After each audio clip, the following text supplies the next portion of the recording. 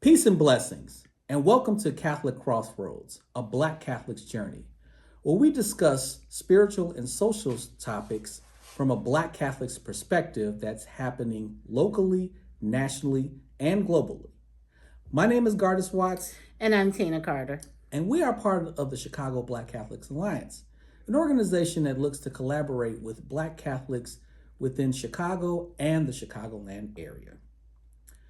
So this month, we want to kind of memorialize one of the giants of the civil rights movement, one of the last remaining giants of the civil rights movement in regards to Reverend Jesse Jackson Sr., a person who was he was kind of like a disciple of Martin Luther King. Yep. He was actually there when Martin Luther King was assassinated with him. But he also picked up the work of Martin Luther King and the civil rights movement and basically went beyond the era of the civil rights movement to organize and start initiatives. When he moved here to Chicago, started Rainbow Push and Operation Push and the Rainbow Coalition. Yep. And so we want to remember the Reverend Jesse Jackson Sr. In this moment. He passed away a couple of weeks ago. Yep. Transition. So we want to remember him because of his work in the Black community, but also his work within the Black Catholic community as well. Oh, yes, that's right. Yes. So, and then we want to also discuss this current government administration that runs the empire of the United States. Just a couple of days ago from this recording, we have bombed another country. And the interesting part about this, and we just talked about this off camera with another colleague of ours, when we talked about Pope Leo's response to it. He did a response in his Sunday homily about negotiating, about settling peace, not through war, not through violence, but through productive dialogue. Yep. And he basically condemned the bombings. Where is our local priest and prelates? Where are their responses at? And so we're hoping that maybe they just didn't get a chance to put it in their homilies this Sunday. Could be. Maybe let's see what happens next Sunday if they respond to it. But we want to first start off with the Reverend Jesse Jackson Sr., who, like I said in the introduction, a big figure past the civil rights movement. Yeah. Obviously, him coming up with SCLC and SNCC, and I don't know what other organization that he belonged to within the civil rights movement, but he learned directly under Dr. Martin Luther King. Yeah. And so at that point, he was able to take what he learned and move it on past the civil rights movement. He was obviously a prominent figure in the 70s, even with the Black Power movement. You know, we started to see Jesse with the big fro. Oh, yeah. But his foray into politics, which started with the Gary Black Politicians Convention in 72, right, where Jackson was a prominent person in there. For those who don't know, in 1972, a group of Black politicians got together in Gary, Indiana, where they wanted to talk about how they can gain more political power for the Black community at the time. Right. And Jesse Jackson was one of the people who kind of organized that and was one of the key speakers and members of that particular convention of Black politicians within the country. And so when we see what Jesse does with that, and also too some of the work he's done within the spaces of politics, within the spaces of social justice, trying to get justice for people who have been abused and killed by policemen. We're talking about pushing for fair housing for Black people within the urban cities. Also trying to get fair wages for people. Reverend Jackson has done a lot of his work, but not only just here, but also actually globally. Yeah. We're talking about what's going on in Palestine. Yes. Reverend Jackson was in front of that, 3 decades ago. Right. The rights of Palestinians. Also, too, Reverend Jackson was one of the people who got hostages. Yeah, a couple of times. A couple of times from hostile countries that weren't so friendly to us. And so he was able to garner, some sort of attention in those processes globally. And he's also, he also is he's also associated with leaders that our country isn't too friendly with, like Fidel Castro and certain people that he's trying to get the United States to be more of a peacemaking type of country. Right. And Jackson has expanded his advocacy work beyond the borders of this country and throughout the world. Right. And so his mark on this is very unforgettable. However, when we're talking about also because we're Black Catholics, his impact on the Black Catholic community. Right. So when the 60s happened and we had the situation where Father George Clemens, who was the associate pastor at St. Dorothy's, the original pastor of St. Dorothy's had retired, and everybody thought that Father Clemens was going to just move into that position. Right. And he would be the second Black priest in the archdiocese that would have a pastoral position in a parish. Right. He was basically denied by Cardinal John Cody. Right. But what was interesting during that time was there were several Black Catholic groups who talked about the racism that was happening within the Catholic Church. Yeah. But at that same time, that it basically culminated into Father Clemens' appointment. But what happened was in 1969, they organized what they called a Black Unity Mass at St. Dorothy's in protest to the Cardinal's decision not to give Father Clemens that post. And who was the guest speaker at that Black Unity Mass? Jesse L. Jackson Sr. Jesse Louis Jackson was it. So Jesse Jackson, and even beyond that point, Jesse Jackson was a staunch supporter of Father George Clemens and several other priests who were concerned about social justice within the Chicago and the Chicagoland area. So Jesse Jackson was also, while he was not a Catholic, he was a good friend to Black Catholics who were looking for justice and social issues. So Reverend Jackson not only associated with concerned Black Catholics and even Catholics who were just concerned about social justice issues, but he also associated with people like the Reverend Minister Louis Farrakhan, who he also works with the Nation of Islam as well. He was also one of the speakers for the Million Man March in 1995. So Reverend Jackson's work spans not only just beyond this city, beyond this nation, also beyond his own religious denominations. He worked with everybody. Yep. He worked with everybody who was basically concerned for the human rights of people. Even appearing on Sesame Street. Yes. I am somebody.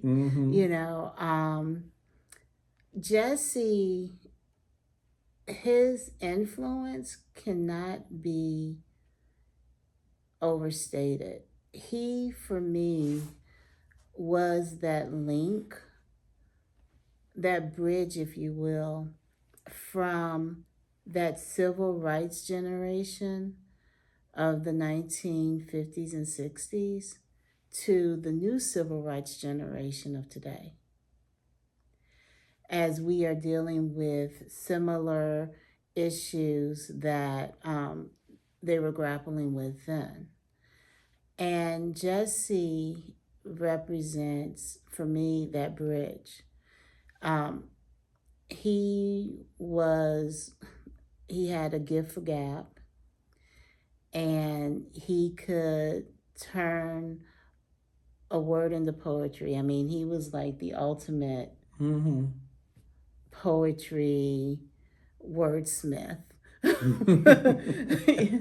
You know, keep hope alive. I mean, these are some of his catchphrases that really spoke to those of us who were the children of that, uh, the children of the civil rights generation.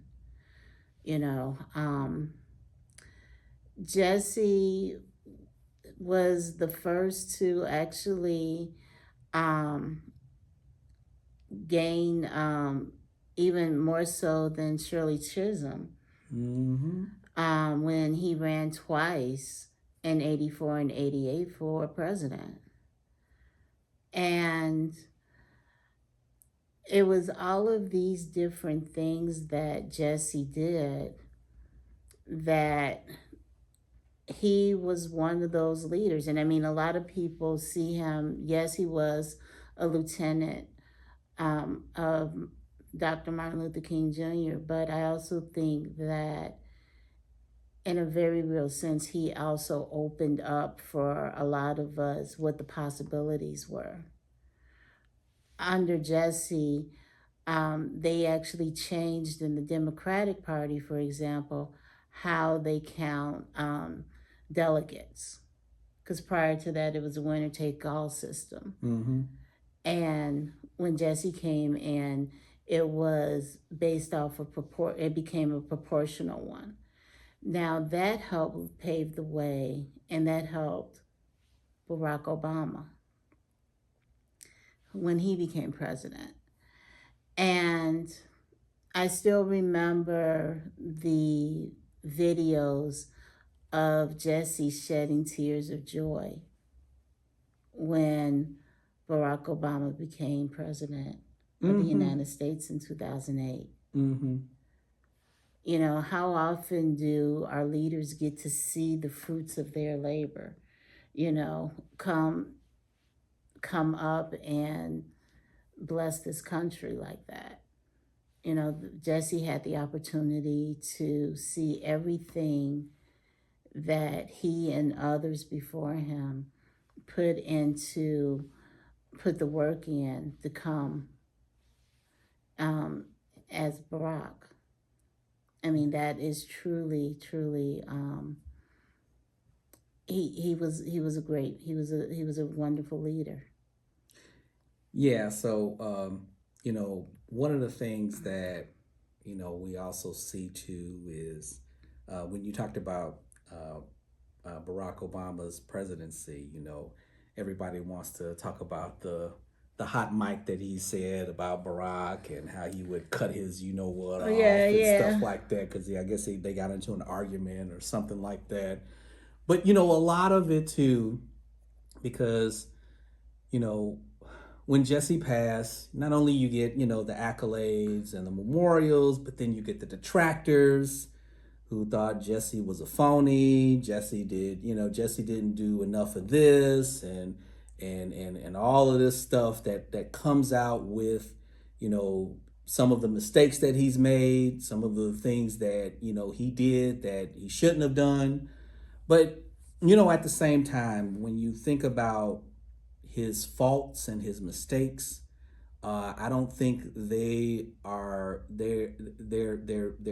far and few, but his work outweighs all of that. Most definitely. And many people, would say, well, he just a camera hog. He just want to get in front of the camera. But you can probably count more of his off-camera work than you can of his on-camera work. With the amount of people that I have talked to personally, because I've had people that worked at Operation Push. I've had family members who worked at Operation Push. Right. And they would tell me about certain things that Jesse has done that didn't make the papers, that didn't make the news, that didn't make the newsreel. That would say, yeah, Jesse made this call to my organization and they got whatever resource they got right away. So with that being said, Jesse was not a camera hog because a lot of his work was done off camera. And the other thing too that we have to bear in mind is that the work that he did, it changed lives. Was he a perfect man? No. But I dare say, do we have perfect men out there? No. We don't. Including me. we don't. And the other thing too is that we have to also be mindful of how the news media then and now wants to portray people. Sometimes it's not going to always be in the best light. So we have to be mindful of, are they just reporting the news? But how are they reporting this news? How are they reporting these stories about him being a camera hog and stuff like that? But I think that's more from us than anything. And I don't know why certain sectors of our community like to, just like, not even like criticize him, but just like bash him and do. And don't get me wrong. I have my critiques of Jesse. I still was upset at him for not running a third time because of the fact that, remember the first time he got 3.9 million votes. Right. Then the second time he got like 7 million. Right. And so I was like, oh, wow, he's going to get the nomination next time. Right. And then he drops out and supports Bill Clinton. And I'm like, But you know what? It's a political critique that I can say, for me, I think he made a mistake on that because I think he could have been the first black president. Yeah. I mean, he could have honestly been the first black president. And it was a critique that I thought like he should have kept going because not only he could have been the first black president, but we were talking about this off camera about maybe getting a third party because it was kind of like that, like him being in the Democratic Party really splintered a lot of white Democrats who did not want, and we saw that in the Barack Obama election, how a lot of white Democrats didn't want to vote for Obama, even though he was the best candidate in that particular party. Right. So Jesse could have been that first black president if he would have just kept pressing on, but. Yeah, I was disappointed when he decided not to do that. Right. But I mean, it to me it was a fair critique. Right. Right. And I mean, we're gonna always with any leader, especially given the longevity that Jesse has, there are going to be critiques about some of the things that he's done, and that's a fair critique. I mean, there were. Questions about his marriage, and that's fair. But what I would say again is that he was human. Yeah. And all of the humanness that comes with that. Yeah.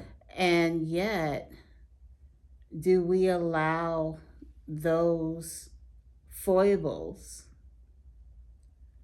to overshadow the great work that he's done? I mean, to this day, there are people who just remember the kind word, the embrace, the phone call that he did in the shadows to help them along. He's touched millions, and one thing about a light like Jesse's is that you see how, in some ways, it's passed on to his children. Mm-hmm. Jonathan Jackson is a congressman. Jesse Jr. is running again. Um, Yeah. um, and, you know, so he did instill strong ethics in his children. You know, have their children, has his children made mistakes too? Yes. Yes, they have. Yes, they have. Yes. But we cannot. But that was the thing that I want to know. We can't measure him by his mistakes because I think the work that he's put in Right. outweighs a lot of that. And that doesn't mean we ignore his mistakes. Exactly. Because the thing is, because of the fact that he's made these mistakes like me or anybody else that would make these mistakes, his greatness is not measured by that. Because I'm telling you, anybody who was born of a woman, with the exception of Jesus Christ, has sinned at some point or another. Right. But I think with Jesse's work, it's just too much to ignore when you think about what this man has done for people, and for groups of people, in this particular society. So for me, I think with people who detract from what Jesse did this and Jesse did that, and he don't deserve any accolades. We always have to ask ourselves, what are we doing then? Exactly. What are we doing? Can we measure up to what Jesse Jackson Sr. has done for the people? Because one of the things I will say, with all his accomplishments and with all his faults, the one thing you cannot question, and this is a question you always have for Black leaders, did he love Black people? And that is an astounding yes. He loved his people, and he did everything he could for his people. If I can answer yes to that, I don't care what he did. I mean, as far as his mistakes, I don't care what he did, because with his mistakes, it didn't conflict with that question of if he loved his people or not. Right. Because he definitely loved Black folks. And so if that answer is yes, he needs to be recognized in this particular moment. Yeah, absolutely. And with that as well is, I look at the measure of a man from, did he leave the world better than he found it?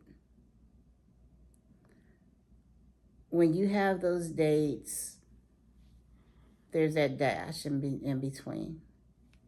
In that dash, did he leave the world better than he found it? I would say yes. Yeah. And I think that's a question that each and every one of us who are disciples of Christ need to ask ourselves. Are we leaving the world better than we found it? Yeah. Yeah. So with that, Reverend Jesse Jackson, who's now with the ancestors. Rest in peace, rest in power, because you deserve it. And I think with that, I will have to say this. During Jesse Jackson's last couple of years, he was suffering from a debilitative kind of disease. Was it? I thought it was Parkinson's. It was Parkinson's, and he was kind of like confined to a wheelchair in his last couple of years of his life. One of the things that I really, really irked me was dragging him out there in these public settings. Like, okay, this man has done his work. Can we not, because I didn't want to see Jesse in this wheelchair, in this feeble state, because my image of Jesse was always that man, that tall Black man who was out there, like you said, spitting out words of inspiration, encouragement, and just to see him out there just like barely talking, it just like really, really irked my soul. Like, let the man rest. He's done his work. Let him just enjoy his days. As somebody who has inspired people behind him to pick up that work and do it. But I think for me, that didn't really bother me, because one thing that I appreciated him doing that is showing us his humanity, showing us the feebleness, of that. Yeah, he was a powerful speaker. He was well spoken, handsome, all of these things. But the thing is that in that life's journey, I appreciate the fact that he showed us his humanity, all of it, not just the good parts of it, the weaker parts of it, and the parts where now, he's in a wheelchair. Yeah, I think that speaks more of his mortality than anything. It does, but I think it also is a reminder for all of us that eventually we'll be there. It will get there in some form of fashion. Yeah. It may not necessarily look like, it may not look the same way as Jesse's, but I mean, the thing is that if you are blessed enough to live a long life like Jesse did, appreciate it. I mean, because let's face it, a lot of those guys that Jesse was with in the 1960s were gone. Some of them didn't make it to past 40. I mean, Martin didn't, Malcolm didn't. Yeah, they died at 39. Right. So, for me, it was an appreciation of that he managed to make it to see 84 years. I mean, I get it. I just, it was just like when they had him talk, because of the fact that he was suffering from Parkinson's, it was sort of like a lot of stuff that he said was like really incoherent. I could hardly understand what he's saying. And it just like, it really, oh man. And this is just a personal thing for me because of the fact that I grew up watching Jesse. I grew up watching one of the best speakers of our time. Yeah. It's like, I can't, I just couldn't stand watching him like speak incoherently, and was like, oh my God, Jesse is not making sense right now. Well, I think though, I think the thing is that, again, I kind of appreciate that, because sometimes what we like to do in this country is once a person hits their prime, we like to put them out the pasture and forget about them. And Jesse was still reminding everyone, hey, I'm still here. No. Yeah, and even if you couldn't understand his words necessarily, you can still see and feel the fight of his spirit. Yeah, you can still understand you can still see those contributions that he made. You can still accept and applaud what he did. Because it was Reverend Al Sharpton, and I think it was Jonathan and Jesse Jr. who brought him out during the Democratic the Democratic Convention. Mm-hmm. You know, and I mean, he wasn't up there long, and he smiled and he waved, and you know, he got a standing ovation. You know, one of our lions, one of our warriors. Yeah, You know, and I would, yeah, he would be definitely be yeah, categorized as one of the lions of our civil rights movement. Now, the question is, who's coming after him? And my thing is, there should not be a next Jesse Jackson. However, we should have several Jesse Jackson types who are in our community.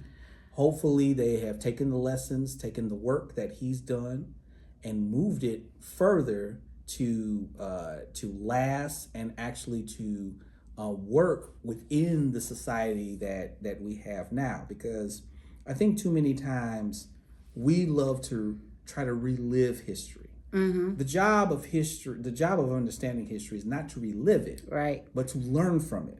yeah, Because the thing is that that's what happened back then. Take what works in this modern time and throw away what didn't work. Because as you know, too much we do glorify the civil rights movement. There were some things that didn't work for us, yeah, but there were some things that yeah, did work for us, and we need to take that and move it on as tools, for liberation, for freedom for all people. right. But the thing is that if we are, if we don't learn from history, we're doomed to repeat it, like what's happening in the global the global sphere of the what they call the Middle East. Yeah, Now, a couple of days ago of this recording, this country, along with the country of Israel, bombed Iran. And our president got up there and staunchly was proud of the bombing. yep, And also, too, what was probably not reported in most media outlets was Iran threw some bombs at a lot of military bases in they Qatar and Saudi Arabia, and there were some servicemen that were killed in that. did, Now, ultimately, it was reported earlier today, or maybe late yesterday, that the Ayatollah was killed as well. Now, let's understand this: the Ayatollah was 84 years old.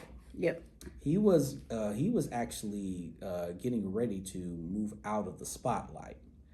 And when you look at the history of the Islamic Revolution that happened in Iran in '79, their structure is not really based upon just one personality. right, They have a structure that will put a leader in place, because what leads that Islamic revolution is not a person but an ideology. exactly, So if they think that killing the Ayatollah is going to stop the revolution, then they are seriously mistaken. But the more important thing about this indiscriminate bombing is that not only it puts Israel in danger, because they've already shut down schools, they have shut down public places. Right. They've asked people to shelter in place. But the problem too is that how is this going to affect us? How much danger are we going to be in? Right. And then one other thing to note too is that in addition to the Ayatollah being killed, as well as the 3 service members that were killed, a girls' school was also bombed. Yes. And I believe reports came that over 50 girls were killed. So when we think of things about war should always be a last resort, to be sure.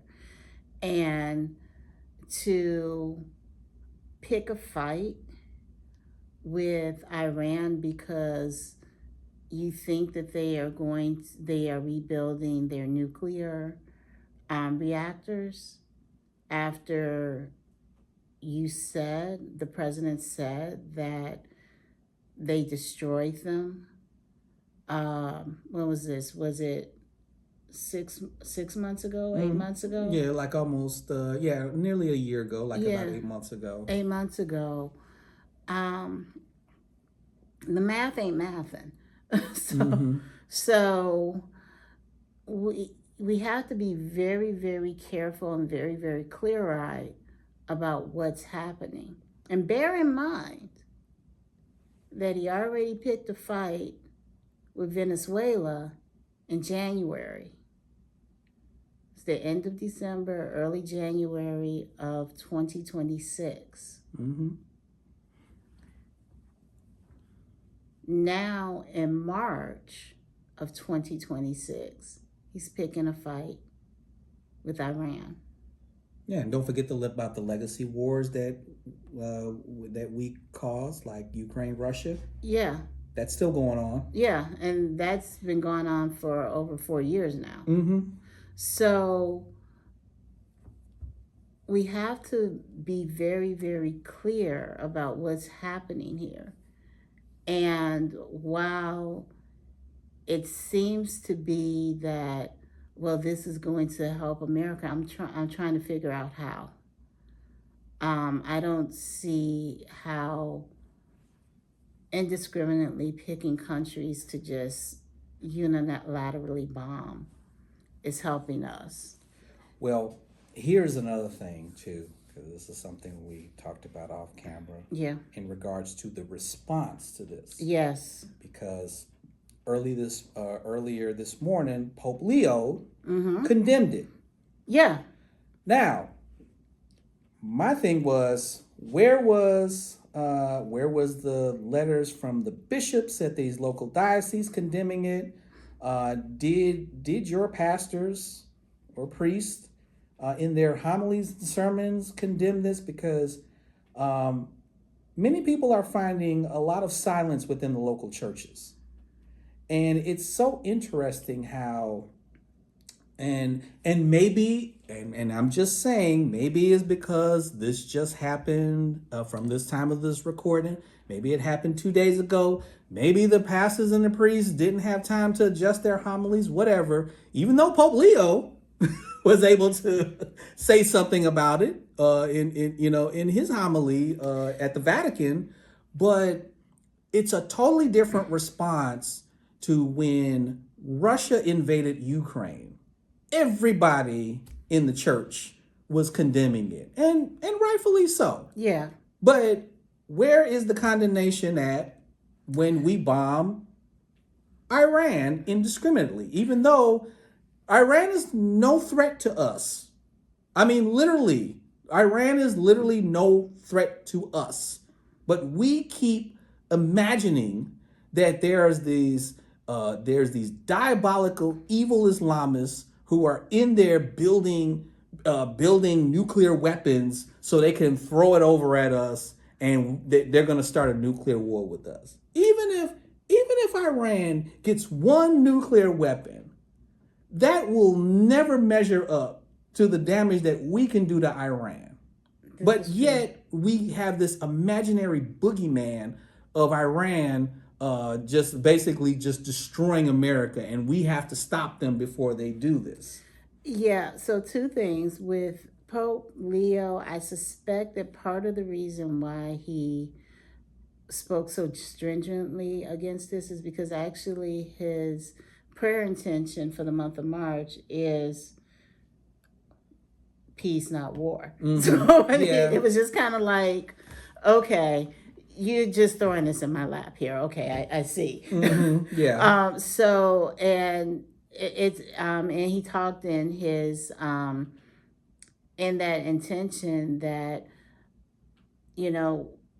definitely war is the last resort. You should always try to de-escalate, and definitely try to talk out these issues, which I thought was actually happening with Iran.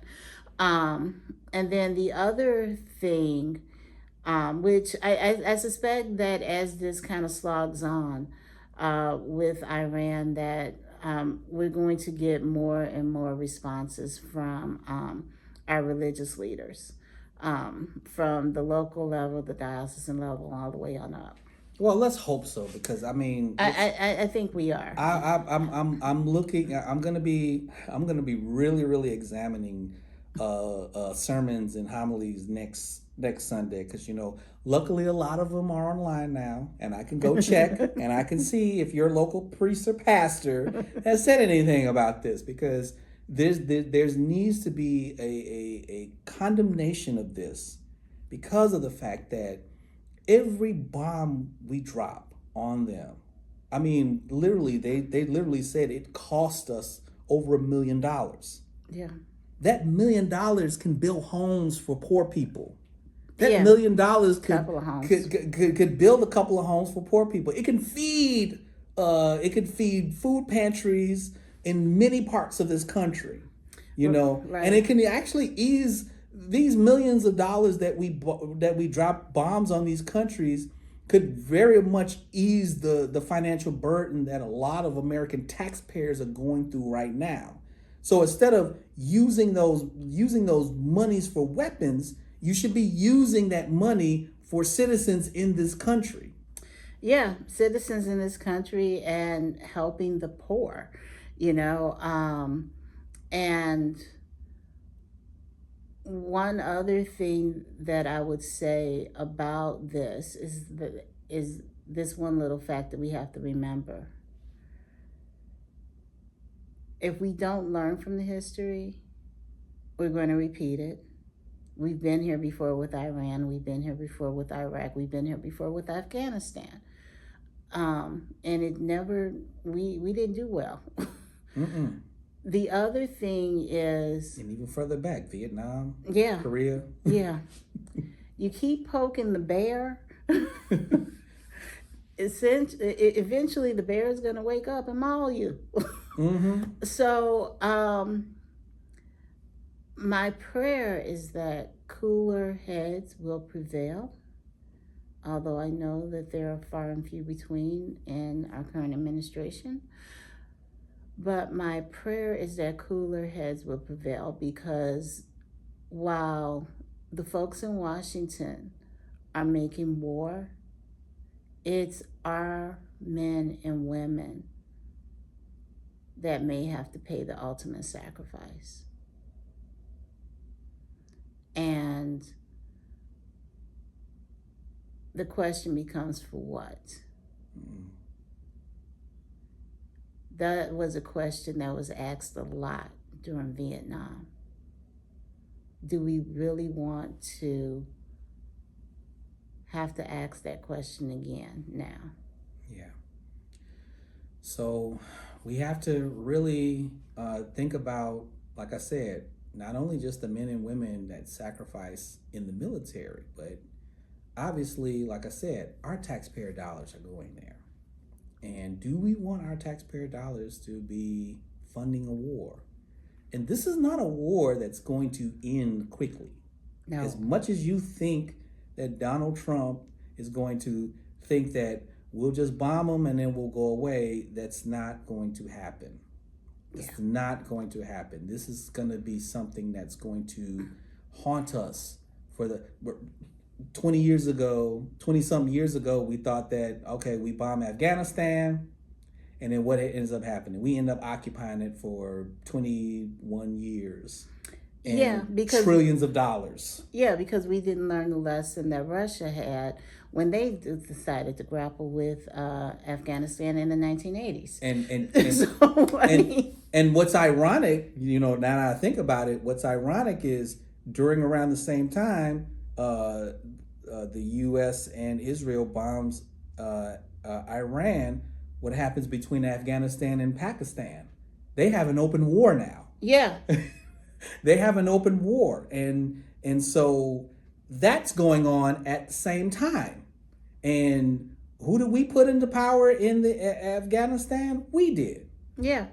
Because they were all former Al Qaeda people. People I thought we were supposed to be enemies with. But yeah, we put them in power. And Pakistan is one of our allies in the Middle East. So now we got that war going on. So it is it is to our advantage as citizens of this United States to press our officials to not do this. Press our officials. Uh, we have to get the anti-war movement going again. I think that's an issue because of the fact that our economy is so bad right now that we focus too much on this one, we focus too much on like this one issue of the economy. And we have to start understanding which person is not going to get us in long-term wars and have a lot of our men and women die, losing trillions of dollars. Yeah. And then even those who do survive this war, what are they going to come back as? Because they're not going to come back as able-minded people because of The scars are going to be real. PTSD. Yeah, the scars are going to be real. The trauma is going to be real. The traumatic effects of war, we're bringing back. We're bringing back home. So this is something that not only just the church has to stand up against, but many of us have to stand up against, because if you look at global issues, they affect the local issues. Yeah. Yeah, we don't live on an island. And to that end, remember here in Chicago and around the country, there's primaries that are going on right now. So right now we're in the midst of midterm elections. And for midterm elections, a third of the Senate and all of the House on the federal level is being voted on. So remember that. So when you're thinking about not only those decisions that affect your pocketbook, but decisions that affect if your son or daughter could possibly be going off to war, decisions that affect housing, decisions that affect the type of schools that your kids are going to. Now's the time to think about which of those candidates best reflect your values, best reflect your moral compass, and work to try to put those people in office with your vote. Now more than ever, it's very, very important to take that vote seriously. It's very important to really study and do the research on who is running for what do they stand for, what are their what issues are they strong about, what issues are they weak about, what is their what does their past experience tell you, what their voting records are. The other thing that we're voting for is for governor. And has this governor been a good governor for you? Now, in on the primary, he's running unopposed. But think about this come November. Are you better off 2 years? Are you better off 2 years now than you were 2 years before? Just like in 2024, your vote matters. Please take it seriously. Please do the research. There are a number of places where you can go online to look up what each person's platform is. You can also check and see, especially for congressmen, what their voting records are. This is not only true for the federal level, but also on the state level.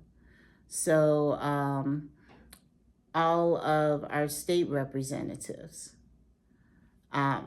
are also up for election, as well as a third of the state senators. Find out who represents you and find out if they're actually representing you. Yeah.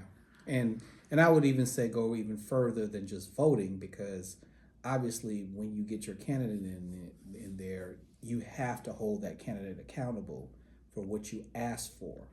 So get involved in politics. Get involved. It doesn't necessarily mean running for an office, but when you're talking about politics, we're talking about how do we challenge a public official who we voted for that didn't do the promises that he or she did. There are mechanisms to that, and we need to find out what those mechanisms are, because we need to hold them accountable. Because as you see in our current political climate, most of the politicians, they don't adhere to who voted for them. They adhere to who paid for their campaign the most. And so, because those are the people those are the entities that can really damage them. So we have to stand up as voters. How can we hold our politicians accountable when they don't do what they were promised to do? So Exactly. So let's go beyond that. Any final thoughts before we end this? Just simply remember that all of these elected officials, from the president all the way down to the aldermen, represent you. They work for you. And if you find that these representatives, from the president all the way to the aldermen, is not doing, as Gardis said, is not doing what they promised, or aren't working in your best interest, use your voice to let them know. I can't state that enough. It's very, very important, especially now. I know it may seem like that they have all the power, but they really don't. They only have as much power as we give them. Yeah, indeed. So, well, that is the end of our episode for this month. We hope you took something productive out of this conversation. So if you can, like this video, share it with somebody who you think would get something out of this conversation. Subscribe to our channel that we have on YouTube. You can subscribe to our channel, our social media platforms, and Facebook and X. But also, too, we have an electronic publication called The Pulse of Black Catholic Chicago. The email, which is ChicagoBlackCatholics at gmail.com, if you want to be on the list that we publish every month. We have articles pertaining to Black, Catholic, sometimes Black and Catholic, sometimes something that just concerns us as Black people. But, we also have different writers, different people who we profile. And it's a good way to communicate within the Black Catholic community. So it'll be in the description of this video as well. So just subscribe to the Pulse of Black Catholic Chicago and see what we're about. So Tina, you want to close us out in prayer? Yes. And before I close this out in prayer, I do want to say this. Don't allow people to douse out your light. Your light is meant to be shared. And together, if we share our light with one another, we can make this world much brighter than it is. May the Lord bless you and keep you. May his light shine upon you and bring you peace. And may the wisdom of the Lord always be with you and guide you and lead you. I ask this through my Lord and Savior Jesus Christ, today and always. In Jesus' name, amen. Amen.